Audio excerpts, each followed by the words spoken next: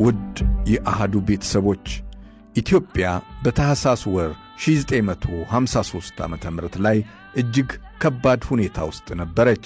በርካታ ታላላቅ ልጆቿ ያለቁበት ጊዜም ሆኖ በታሪክ ውስጥ ይጠቀሳል።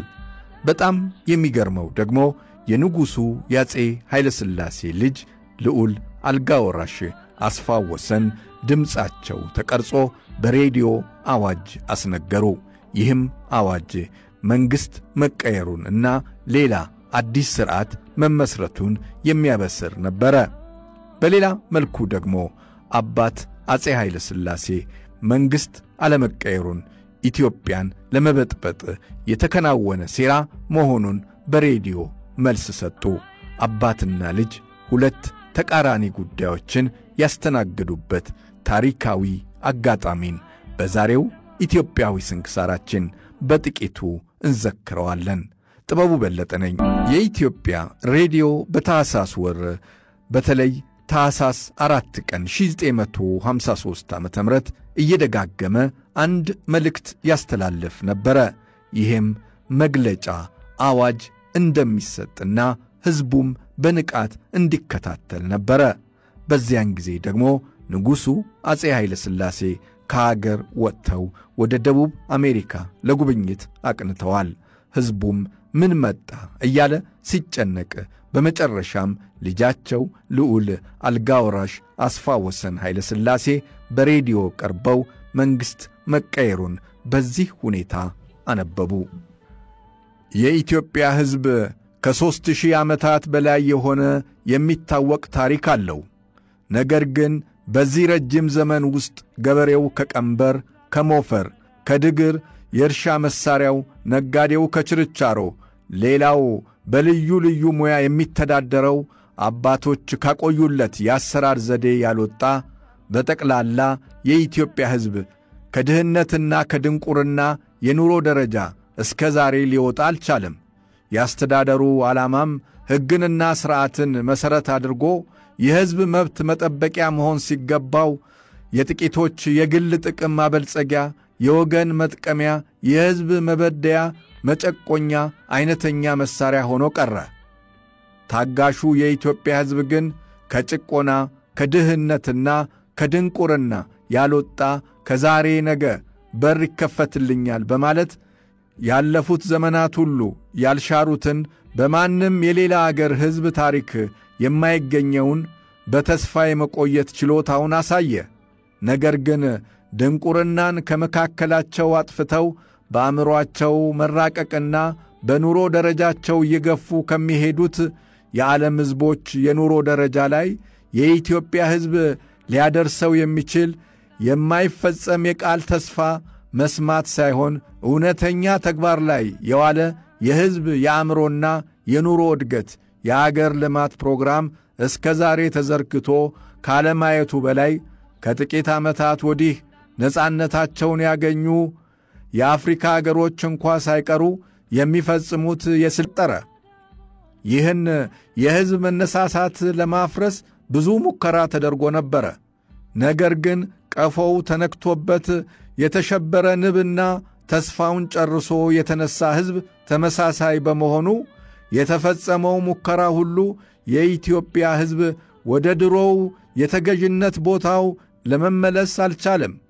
ይህም ከመሆኑ የተነሳ ከጥቂት ጊዜ ወዲህ የተጀመረው የሕዝብ እንቅስቃሴ እነሆ ዛሬ ሥልጣንን ጥሶ ለኢትዮጵያ ሕዝብና ለአገሪቱ መድህን ከመሆን ደረጃ ላይ መድረሱን ልገልጥላችሁ ዕድል በማግኘቴ ደስታዬ ፍጹም ነው።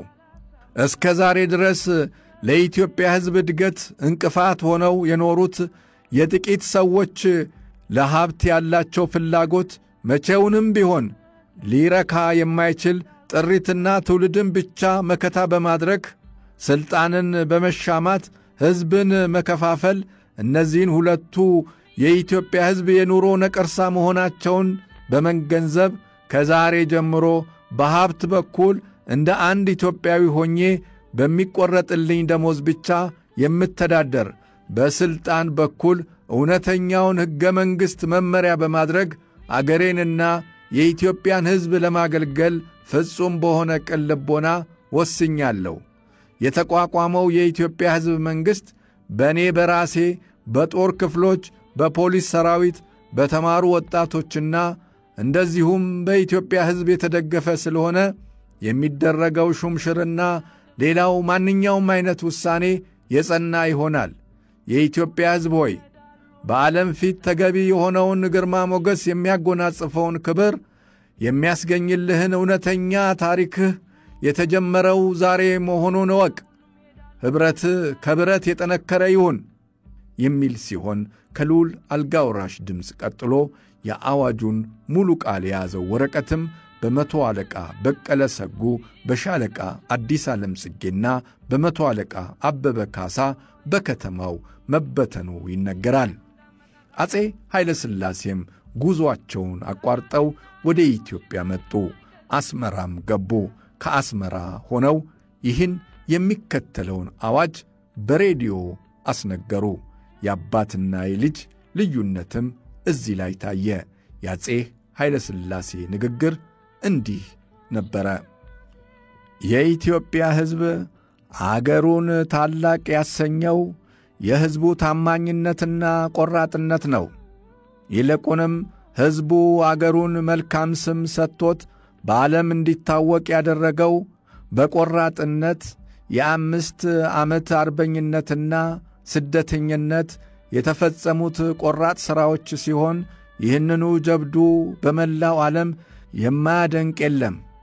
አሁን አገራችን ወደ ስልጣኔ እርምጃ አደረገች በሚባልበት ጊዜ በአዲስ አበባ ብቻ የተነሳው ሁከት አገራችንን ወደ ኋላ ለመመለስ ከሚያስቡ ጋር የተገጣጠመ ይመስላል። አንድ ጠብታ ደም ማፍሰስ ወይም ሁከት ማንሳት መላውን ኢትዮጵያ ከታላቅ ፈተና ላይ መጣል አይደለምን? በየጊዜው የሚደርሰው የራዲዮ ወሬ የክቡር ዘበኛና ፖሊሶች ናቸው ይባላል። ይህንንም ማናቸውም ፍጡር የሆነ ሰው ሊያምነው አስቸጋሪ ነው። ከሕዝባችንም ውስጥ የተመረጡበት ሥራ እጅግ ከባድ የሆነ ኃላፊነት ያለው ነው። መላው ኢትዮጵያ በጸጥታ ላይ ሆኖ በአዲስ አበባ ሁከት ስለፈጠሩ በጣም አሳዝኖናል። በአሁኑ ጊዜ አብዛኛው የአፍሪካ ክፍለ ዓለም አገሮች ነፃ ስለወጡ ከእነዚሁ የአፍሪካ አገሮች የደቡብ አሜሪካ ሕዝብና መሪዎች ጋር መተዋወቅና መዛመድ እንደዚሁም ቃል በቃል መነጋገር ለሀገራችን ታላቅነትና እድገት ይረዳል ብለን በማሰብ ጀምረን የነበረውን ጉዞና ቀጠሮ ሰርዘን ወደ አዲስ አበባ ተመልሰን በመምጣት አሁን አስመራ ደረስን። ከክብር ዘበኛ ከፖሊስም ወይንም ከሁከት አንሺዎቹም ቢሆን ወደ እኛ መጥቶ ሊያስረዳን የሚፈልግ ሰው ቢኖር ተቀብለን እናነጋግረዋለን።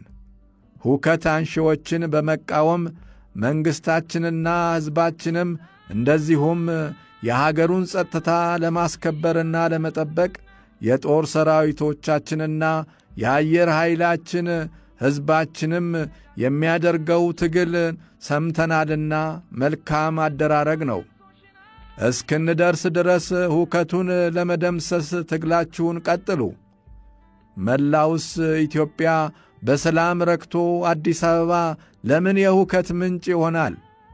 ሁከት አንሺዎቹም ወገናቸው በማስመሰል የተወደደ ልጃችን የአልጋ ወራሻችንንና እንደዚሁም ከመኳንንቶቹ በጣም የምናምናቸውን ሰዎች ስም እያገቡ የሚያወሩትና የሚያስወሩት ወሬ በፍጹም ሐሰት መሆኑንና ይኸውም ሁከቱን ለማጋነን የተደረገ ሥራ መሆኑን ተገንዝበናል። በጠቅላላው ባጭሩ ለሁከት አንሺዎቹ የምንነግራቸው ለታላቋ ኢትዮጵያና ሕዝቧ እንደዚሁም ለታሪኳ እኛና መላው የኢትዮጵያ ሕዝብ የደከምንበትን በማስታወስ በዚህ ሁከት ምክንያት የውጭ እጅ ገብቶ ኢትዮጵያን እንደገና ከአደጋ ላይ እንዳያደርሳት በማሰብ አሁኑኑ ደም መፋሰሱ እንዲቀር ይሁን። እንደምታውቁትም የአባትነት ርኅራኄና ፍርድ ልማዳችን ነው።